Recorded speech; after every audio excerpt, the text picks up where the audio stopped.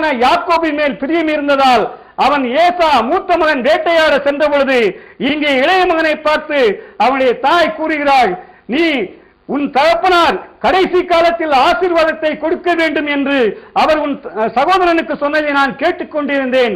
அந்த ஆசீர்வாதத்தை நீ பெற வேண்டும் என் மகனே. நீ எனக்கு பிரியமான மகன் அல்லவா? நான் சொல்லுவதை நீ கேள். நீ மந்தையில் இருக்கும் 2 ஆட்டுக்குட்டிகளை எடுத்து அதில் கொழுத்தவைகளில் ஒன்றை எடுத்து அதை என்னிடத்தில் கொண்டு வா.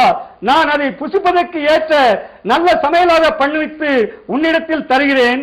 நீ அதை கொண்டு போய் உன் தகப்பனாரிடத்தில் கொண்டு போய் கொடுத்து அந்த கடைசி ஆசீர்வாதத்தை நீ பெற்றுக்கொள் என்று அவனுடைய தாயார் அவனை பார்த்து சொல்கிறார்கள். அப்போது இவன் சொல்கிறான், என்னுடைய சகோதரன் ஏசா கைகளில் ரோமம் மிகுந்தவன். என் தகப்பனார் என்னை தடவி பார்த்தால் நான் ஏசா அல்ல என்று தெரிந்தவுடனே என்னை கொன்று போடு விடுவாரே என்று அவன் சொல்கிறான். அப்பொழுது அதற்கு அவனுடைய தாய் சொல்கிறாள், நீ அதை பற்றி கவலைப்பட வேண்டாம் என்று சொல்லி ஒரு ஆட்டு தோலை எடுத்துக்கொண்டு அவன் சரீரத்தில் போட்டு அந்த இடத்தில் அவனை நல்ல வஸ்திரத்தை உடுத்தி அவனுக்கு அந்த சமையலை கொடுத்து அவன் தகப்பனிடத்தில் அவனை அனுப்புவிக்கிறாள். அவன் தகப்பன் அவனை பார்த்தவுடனே, மகனே நீ யார் என்று கேட்டதும் அல்லாமல் இத்தனை சீக்கிரத்தில் உனக்கு இந்த வேட்டை எப்படி கிடைத்தது என்று சொன்ன உடனே அதை உமது தேவனாகிய கர்த்தர் எனக்கு கொடுத்தார் என்று சொல்லிவிட்டு அவன் அந்த சமையலை அவனுக்கு கொடுக்கிறான். அதை அவனுடைய தகப்பன் வாங்கி புசித்து விட்டு, கிட்டே வா, நான் உன்னை தடவி பார்க்கிறேன் என்று சொல்லிவிட்டு அவனை தடவி பார்த்து விட்டு அதற்கு பின்பு சத்தம் யாக்கோபின் சத்தம், ஆனால் கைகளில் ரோமம் இருப்பதால் நீ ஏசாவாகத்தான் இருக்க வேண்டும் என்று சொல்லி தன் அந்திய காலத்தில் கடைசி காலத்தில் தன் மகனுக்கு செய்ய வேண்டிய அந்த ஆசீர்வாதத்தை அவனுக்கு கொடுத்தான். சிறிது நேரத்தில் அந்த மூத்த மகன் ஏசா வேட்டையாடி அவன் வந்து தன் தகப்பனிடத்தில் கேட்கிறான், தகப்பனே, இதோ உமக்கு பிரியமான சமையலை செய்வித்து நான் கொண்டு வந்திருக்கிறேன். இதை சாப்பிட்டு விட்டு நீர் என்னை ஆசீர்வதிக்க வேண்டும் என்று அவன் கெஞ்சுகிறான். அப்போது அவன் தகப்பன் திகைத்து சொல்லுகிறான், இதற்கு முன்பாக வந்து என்னிடத்தில் ஆசீர்வாதத்தை பெற்றுக் கொண்டானே, அவன் யார் என்று கேட்டபொழுது அப்பொழுது ஏசாவுக்கு மிகுந்த கோபம் உண்டு. அவன் அழுகையுடன் தன் தகப்பனை பார்த்து கேட்கிறான், இப்பொழுதும் யாக்கோபு என்னை 2வது முறையாக ஏமாற்றி விட்டான். தகப்பனே, உம்மிடத்தில் வேறு எதுவும் ஆசீர்வாதம் இல்லையா? என்னையும் ஆசீர்வதியும் என்று கண்ணீர் விட்டு அங்கே கதறுகிறான். அவன் மூத்த மகன். ஒரு குடும்பத்தில் தன் மூத்த மகனுக்கு சிரேஷ்ட புத்திர பாகம் கொடுக்கப்பட வேண்டும் என்பது அந்த பழைய காலத்தின் நீதியாக இருந்தது.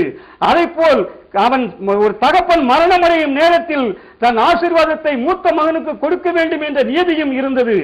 அப்படி இருக்கையில் இந்த யாக்கோபு என்பவன் ஏசாவை ஏமாற்றி விட்டு அங்கே இருந்து அவன் அங்கே போய்விடுகிறான்.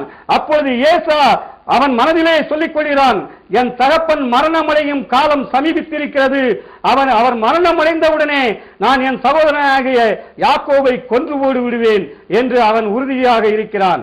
இதை கேள்விப்பட்டவுடனே அவனுடைய தாயார் அவனை பார்த்து, நீ மகனே, உன் சகோதரன் உன்னை கொல்ல இருப்பதால் நீ என் சகோதரனிடத்திற்கு அங்கே போய் அங்கே தங்குகிறேன் என்று சொல்லிவிட்டு அவனை அங்கே அனுப்பிவிடுகிறாய்.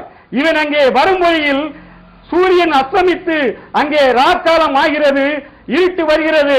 அவன் அங்கே ஒரு கல்லை எடுத்து தனக்கு தலைவையாக வைத்துக் கொண்டு அங்கே அவன் படுத்திருக்கிறான்.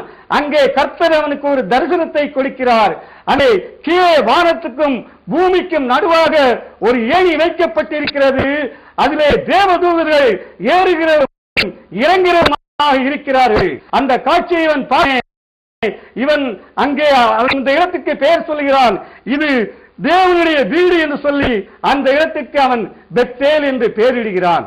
அது மாத்திரமல்ல, அவன் அடுத்ததாக தன்னுடைய மாமா லாபானை பார்க்க வந்த பொழுது மாமா மகள் ராகேல் அங்கே ஆடுகளை மேய்த்துக் கொண்டு வந்த பொழுது அங்கே அவன் அவளை பார்த்து அழுது அங்கே அவளுடன் கூட தன் மாமா வீட்டுக்கு செல்கிறான். அங்கே லாபான் அவனை பார்த்து இவன் சகோதரியின் மகன் என்று சொன்ன உடனே அவனை தன் ஆட்டு மந்தையை மேய்ப்பதற்காக அவனை வேலையில் அமர்த்துகிறான். அவன் வேலையில் அமர்த்தப்பட்ட பின்பு அங்கே அவனை தன் மாமா மகள் மூத்தவரையும் இளையவரையும் அவன் விவாதம் செய்து கொண்டு அந்த இடத்தில் அங்கே மிகுந்த ஆட்சியுள்ளவனாய் இருக்கிறான்.